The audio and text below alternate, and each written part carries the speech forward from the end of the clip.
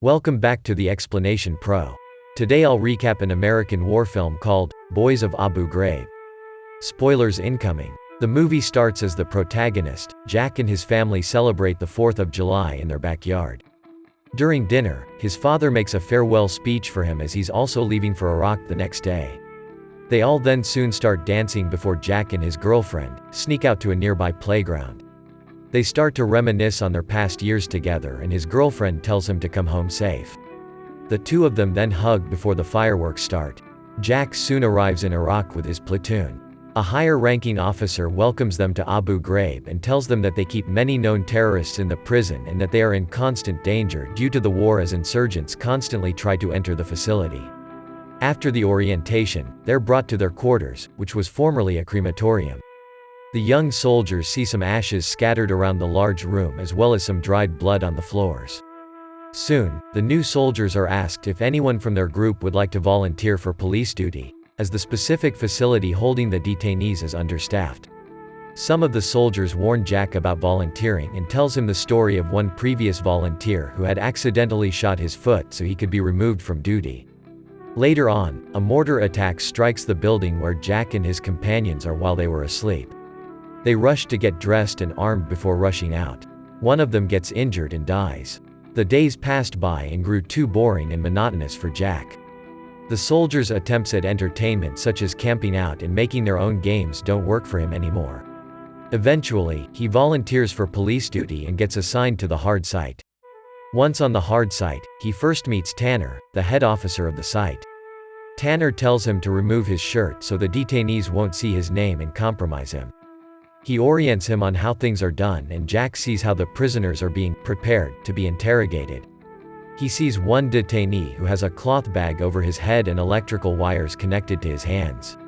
Tanner casually explains that the detainee was told to stand for 32 hours in preparation for tomorrow's interrogation. Jack freezes in horror and Tanner reminds them that the people inside those cells are criminals so he shouldn't feel pity for them. Tanner then introduces him to the other detainees and says that some of them have names that he couldn't pronounce so he just makes up some nicknames for them. Later on, Jack sits in front of the campfire with his companions and expresses his concerns over the inhumane treatment of the detainees. One of his fellow soldiers then disagrees with his sympathy, saying that the people on the site are heartless terrorists. Another one says that he heard about one detainee who just got arrested because he was near the patrol, even though he was innocent. New detainees soon arrive at the hard site. Jack sees that they were forced to wear goggles and earplugs to deprive them of their senses. Tanner removes these from one detainee and instructs Jack to do the same to the rest. After this, one detainee starts to chant and the others follow suit except for one. Tanner nicknames the quiet detainer as Silent Bob before humiliating the other inmates to put them in their place. While doing rounds inside his block, Jack finds out that of the detainees has died. He tries to call for a medic and starts to perform CPR on the inmate. Tanner arrives and says that the man is dead and that he should just leave him be, but Jack persists and does mouth-to-mouth resuscitation. Tanner tells him that he shouldn't give so much effort in trying to revive the man because he's just an inmate and he might end up sick. Despite his efforts, the inmate stays dead. News of what Jack did reaches his platoon and some of them try to make fun of him for trying to revive the detainee. Jack snaps at him and tells him to shut up. During one of his rounds, Silent Bob called Jack and told him that one of the inmates, Jimmy Dean, has a weapon. Jack then searches Jimmy Dean's cell but finds nothing, so he takes Silent Bob's blanket as punishment. In the next rounds, one of the inmates throws human waste at him and Jimmy Dean starts pestering him for more toilet paper while Jack is cleaning himself. Once done, he goes to Jimmy Dean's cell and is about to give the detainee some toilet paper when he lunges forward with a blade, which Jack narrowly dodges. The horror and loneliness start to get to Jack until Silent Bob starts to casually talk to him. Jack asks him how he's very fluent in English and Silent Bob explains that he once studied in London and has a degree in engineering. He then admires the soldier for trying to revive the inmate who recently died, stating he's not like the other soldiers. Silent Bob asks for Jack's name and he hesitates before giving out his real name. The inmate then also tells him his real name, which is Ghazi. Jack asks him why Ghazi warned him about Jimmy Dean's weapon and he simply explains that he thinks that Jack is a good man. Jack's tour of duty in Iraq nears its end, and this excites him and his platoon. The soldiers become more lively and playful. He also starts to become more friendly to Ghazi, offering him some food that he himself eats. Jack also starts to talk to him more casually now. He finds out that Ghazi has a wife and 2 young kids. Jack then asks him how ended up being a detainee in Abu Ghraib. Ghazi says that he was in the city when a bomb exploded, and because he was an Arab along with being knowledgeable in engineering, he was immediately a prime suspect in the bombing incident. Ghazi then asks him how he ended up being a soldier. Jack says that he always felt like his father wanted him to do more, so he decided that being a soldier was an opportunity. He wanted to be able to make a difference so he could feel like he accomplished something in life.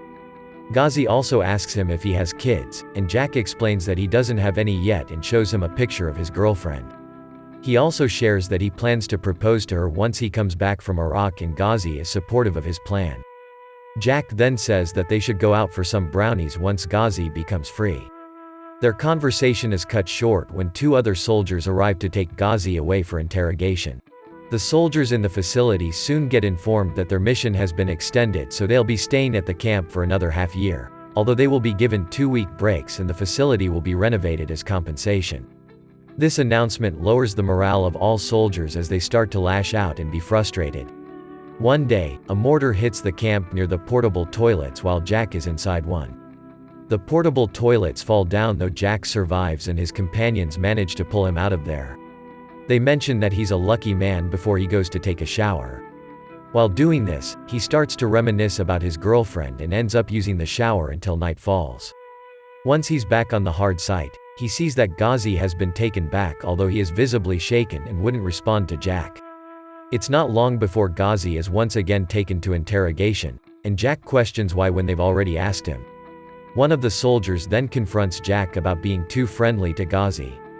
He reminds Jack that he should follow orders and to not think too much. He gets too frustrated and signs up to join a boxing match between the soldiers. Jack faces off against another soldier who is much larger than him. He keeps taunting his opponent and telling him to hit him as hard as he can, which the other soldier does, and ends up knocking Jack. Ghazi is soon returned to his cell, and Jack asks the other soldiers why the detainee is shaking.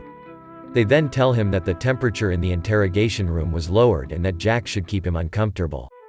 Once the soldiers leave, Jack looks at Ghazi with pity, although Ghazi tells him that there's nothing he can do to help. Jack soon finds Ghazi about to hang himself and manages to stop him in time, despite the detainee's protests. He also gets told by his superior officer that he can't be given a 2-week break as promised because of their lack of staff problems. Jack dreams about the soldier previously assigned to the hard site who shot his foot because he was desperate to escape. He wakes up just in time as Ghazi is taken back to his cell. The detainee is then stripped of his prison uniform and the cloth bag over his head is kept on.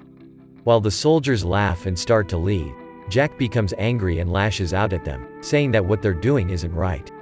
They start to insult one another until the other soldier yells at him that Ghazi confessed to building a bomb that killed 18 people in a coffee shop. Jack accuses them of lying and the soldier dares him to ask Ghazi for himself before leaving. He confronts Ghazi about it, pulling the cloth bag off his head. He then asks if it's true that he killed those innocent people, and Ghazi quickly answers that they weren't innocent. Jack calls him sick and starts to break down. Eventually, he becomes more aggressive towards the detainees.